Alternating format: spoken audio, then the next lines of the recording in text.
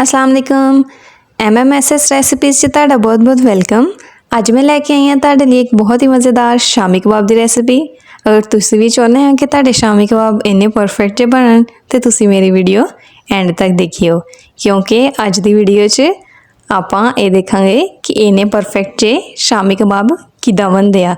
ਇਹਦੇ ਵਿੱਚ ਆਪਾਂ ਕਿਹੜੇ-ਕਿਹੜੇ ਮਸਾਲੇ ਯੂਜ਼ ਕਰਾਂਗੇ ਤੇ ਨਾਲੇ ਇਹਦਾ ਜਿਹੜਾ ਮਟੀਰੀਅਲ ਆ ਉਹ ਕਿੱਦਾਂ ਦਾ ਹੋਣਾ ਚਾਹੀਦਾ ਆ, ਕਿੰਨਾ ਕੁ ਸਖਤ ਤੇ ਕਿੰਨਾ ਕੁ ਨਰਮ ਹੋਣਾ ਚਾਹੀਦਾ ਤਾਂ ਕਿ ਇਹਦੀ ਜਿਹੜੀ ਆ ਨਾ ਇੱਕ ਪਰਫੈਕਟ ਜਿਹੀ ਸ਼ੇਪ ਬਣ ਸਕੇ। ਅਗਰ ਤੁਹਾਨੂੰ ਵੀ ਦੇ ਦਿੱਤੇ ਆ ਨਾ ਘਰ ਵਾਲਿਆਂ ਨੇ ਇੰਨੇ ਸਾਰੇ ਸ਼ਾਮੀ ਕਬਾਬ ਬਣਾਉਣ ਨੂੰ ਤੇ ਇਹਨੂੰ ਤਾਂ ਲੱਗ ਜਾਣਾ ਘੰਟਾ, ਪਰ ਅੱਜ ਮੈਂ ਤੁਹਾਨੂੰ ਦੱਸੂੰਗੀ ਇੱਕ ਬਹੁਤ ਹੀ ਆਸਾਨ ਤਰੀਕਾ ਜਿਹਦੇ ਨਾਲ ਤੁਸੀਂ ਸ਼ਾਮੀ ਕਬਾਬ ਦੀ ਪਰਫੈਕਟ ਸ਼ੇਪ ਮਿੰਟਾਂ ਦੇ ਵਿੱਚ ਬਣਾ ਸਕਦੇ ਆ। ਤੇ ਨਾਲੇ ਆਪਾਂ ਦੇਖਾਂਗੇ ਕਿ ਇਹਨਾਂ ਦੇ ਉੱਤੇ ਕਾਹਦੀ ਕੋਟਿੰਗ ਕਰਾਂਗੇ ਕਿ ਜਿਹੜਾ ਆਪਣੀਆਂ ਟਿੱਕੀਆਂ ਨਾ ਤਾਂ ਇਹ ਆਪਣੀਆਂ ਜਿਹੜੀਆਂ ਨਾ ਉਹ ਤਵੇ ਨਾਲ ਜੁੜਨ ਤੇ ਨਾ ਹੀ ਇਹ ਜਿਹੜੀਆਂ ਨਾ ਟੁੱਟਣ।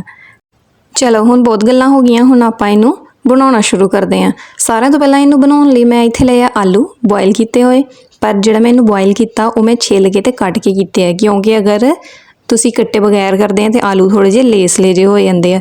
ਇਸ ਲਈ ਇਹਦੀ ਇਹ ਟ੍ਰਿਕ ਆ ਕਿ ਤੁਸੀਂ ਇਹਨੂੰ ਛਿੱਲ ਕੇ ਤੇ ਫੇਰ ਬੋਇਲ ਕਰੋ, ਇਹਦਾ ਸਟਾਰਚ ਜਿਹੜਾ ਐਕਸਟਰਾ ਹੁੰਦਾ ਉਹ ਰਿਮੂਵ ਹੋ ਜਾਂਦਾ ਆਪੇ।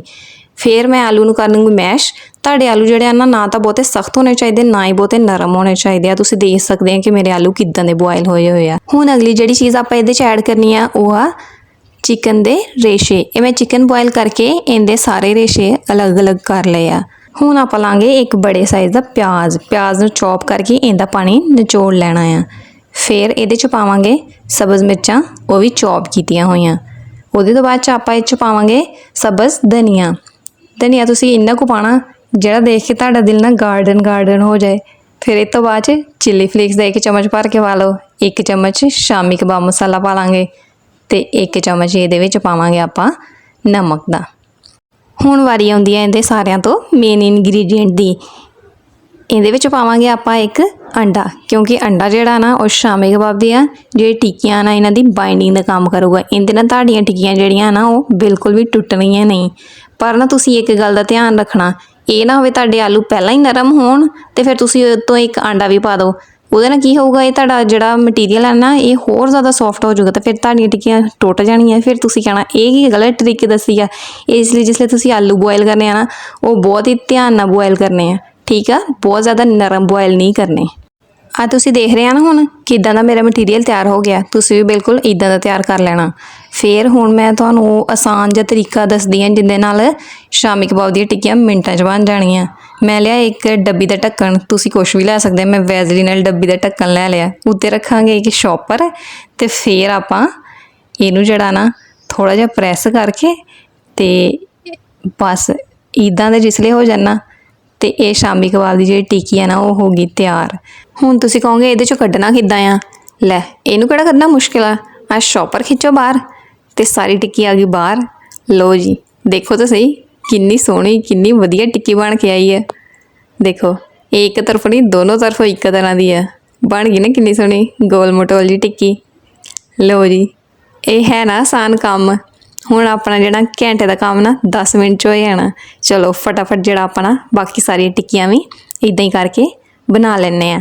ਮਟੀਰੀਅਲ ਲਓ, ਇਹਨੂੰ ਇਹਦੇ ਵਿੱਚ ਪਾਓ, ਥੋੜ੍ਹਾ ਜਿਹਾ ਨਾ ਪਾਓ ਤੇ ਸ਼ਾਮੀ ਕਬਾਬ ਦੀ ਟਿੱਕੀ ਬਣ ਜਾਂਦੀ ਆ ਫਟਾਫਟ।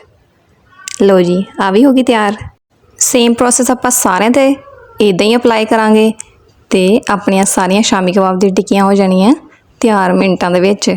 ਵੈਸੇ ਨਾ ਆਪਾਂ ਕਹਿੰਦੇ ਹੁੰਦੇ ਆ ਨਾ ਕਿ ਕਿਸੇ ਨੇ ਆਉਣਾ ਹੋਵੇ, ਮਹਿਮਾਨਾਂ ਨੇ ਆਉਣਾ ਹੋਵੇ ਤੇ ਕਹਿੰਦੇ ਆ ਸ਼ਾਮੀ ਕਬਾਬ ਬਣਾ ਲਓ।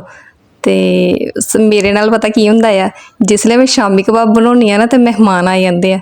ਕਿੰਨੀ ਵਾਰੀ ਇੱਦਾਂ ਹੋ ਗਿਆ ਮੈਂ ਸ਼ਾਮੀ ਕਬਾਬ ਬਣਾਉਂਦੀ ਹਾਂ ਤੇ ਅਗਲੇ ਦਿਨ ਮਹਿਮਾਨ ਆ ਜਾਂਦੇ ਆ। ਮੈਂ ਕਿਹਾ ਚਲੋ ਇਹ ਵੀ ਚੰਗੀ ਬਰਕਤ ਲੈ ਕੇ ਆਉਂਦੇ ਆ ਸਾਡੇ ਘਰ। ਉਹ ਗੱਲਾਂ 'ਚ ਆਪਾਂ ਭੁੱਲ ਹੀ ਨਾ ਜਾਈਏ ਇਹਨਾਂ ਨੂੰ ਫਰਾਈ ਵੀ ਕਰਨਾ। ਚਲੋ ਆਓ ਇਹਨਾਂ ਨੂੰ ਫਰਾਈ ਕਰ ਲੈਂਦੇ ਹਾਂ। ਹੁਣ ਆਪਾਂ ਲਾਂਗੇ ਇੱਥੇ ਅੰਡੇ। ਇੱਥੇ ਮੈਂ ਲੈ ਰਹੀ ਹਾਂ 3 ਅਦਦ ਅੰਡੇ। ਤੁਸੀਂ ਅੰਡੇ ਤੋੜ ਕੇ ਜਿਹੜੇ ਇੱਕ ਬਾਉਲ 'ਚ ਪਾ ਲਓ। ਫਿਰ ਆਪਾਂ ਜਿਹੜਾ ਹੈ ਨਾ ਇਹਨਾਂ ਨੂੰ ਚੰਗੀ ਤਰ੍ਹਾਂ ਫੈਂਟੀ ਲਾ ਲਾਂਗੇ, ਮਤਲਬ ਬੀਟ ਕਰ ਲਾਂਗੇ ਬਿਲਕੁਲ ਇੱਦਾਂ ਹੀ। ਇਹਨਾਂ ਨੂੰ ਚੰਗੀ ਤਰ੍ਹਾਂ ਬੀਟ ਕਰਕੇ ਤੇ ਫਿਰ ਆਪਾਂ ਨਾ ਇਹਦੇ ਵਿੱਚ ਇੱਕ ਸ਼ਾਮੀ ਕਬਾਬ ਚੁੱਕਾਂਗੇ। ਆ ਲਓ ਸ਼ਾਮੀ ਕਬਾਬ ਤੇ ਇਹਨੂੰ ਜਿਹੜਾ ਨਾ ਅੰਡੇ ਦੇ ਵਿੱਚ ਕਰੋ ਡਿਪ ਤੇ ਚੰਗੀ ਤਰ੍ਹਾਂ ਕੋਟਿੰਗ ਕਰ ਲੈਣੀ ਤੁਸੀਂ ਅੰਡੇ ਦੀ। ਹੋ ਗਈ ਕੋਟਿੰਗ ਬਿਲਕੁਲ ਇੱਦਾਂ ਹੀ। ਫਿਰ ਆਪਾਂ ਤਵੇ ਦੇ ਉੱਤੇ ਆਇਲ ਪਾਵਾਂਗੇ, ਥੋੜ੍ਹਾ ਜਿਹਾ ਗਰਮ ਕਰਕੇ ਇਹਦੇ 'ਤੇ ਟਿੱਕੀਆਂ ਰੱਖਣੀਆਂ ਸ਼ੁਰੂ ਕਰ ਦਾਂਗੇ। ਇੱਕ ਇੱਕ ਡਿਪ ਕਰਕੇ ਤੇ ਸਾਰੀਆਂ ਟਿੱਕੀਆਂ ਆਪਾਂ ਤਵੇ ਦੇ ਉੱਤੇ ਲੈਂਡ ਕਰਾ ਦਾਂਗੇ। ਪਰ ਨਾਲ ਹੀ ਤੁਸੀਂ ਇਸ ਗੱਲ ਦਾ ਧਿਆਨ ਰੱਖਣਾ ਕਿ ਜਿਹੜਾ ਤੁਹਾਡਾ ਫਲੇਮ ਆ ਉਹ ਮੀਡੀਅਮ ਹੋਣਾ ਚਾਹੀਦਾ। ਇਹ ਨਾ ਹੋਵੇ ਤੁਸੀਂ ਇੰਨੀ ਤੇਜ਼ ਅੱਗ 'ਤੇ ਇਹਨੂੰ ਪਕਾਉਣਾ ਸ਼ੁਰੂ ਕਰ ਦੋਗੇ ਉੱਤੋਂ ਫੌਰਨ ਹੀ ਜਲ ਜਾਣ। ਇਸ ਲਈ ਤੁਸੀਂ ਨਾ ਲੋ ਅੱਗ 'ਤੇ ਇਹਨੂੰ ਫਰਾਈ ਕਰਨਾ, ਠੀਕ ਆ। ਬਹੁਤ ਹੀ ਧਿਆਨ ਨਾਲ 1 ਮਿੰਟ ਦੇ ਵਿੱਚ ਇਹ ਨਾ ਕਾਲੇ ਮੂੰਹ ਵਾਲੀਆਂ ਹੋ ਜਾਂਦੀਆਂ। ਥੋੜ੍ਹਾ ਜਿਹਾ ਇਹਦਾ ਖਿਆਲ ਰੱਖਣਾ ਆ ਅਤੇ ਇਹਨਾਂ ਨੂੰ ਟਾਈਮ ਨਾਲ ਪਲਟਾ ਦੇ ਦੇਣਾ ਆ ਸੜਨ ਤੋਂ ਪਹਿਲਾਂ। ਤੁਸੀਂ ਬਸ ਮੇਰੀਆਂ ਗੱਲਾਂ ਹੀ ਸੁਣੀ ਜਾਣੀਆਂ।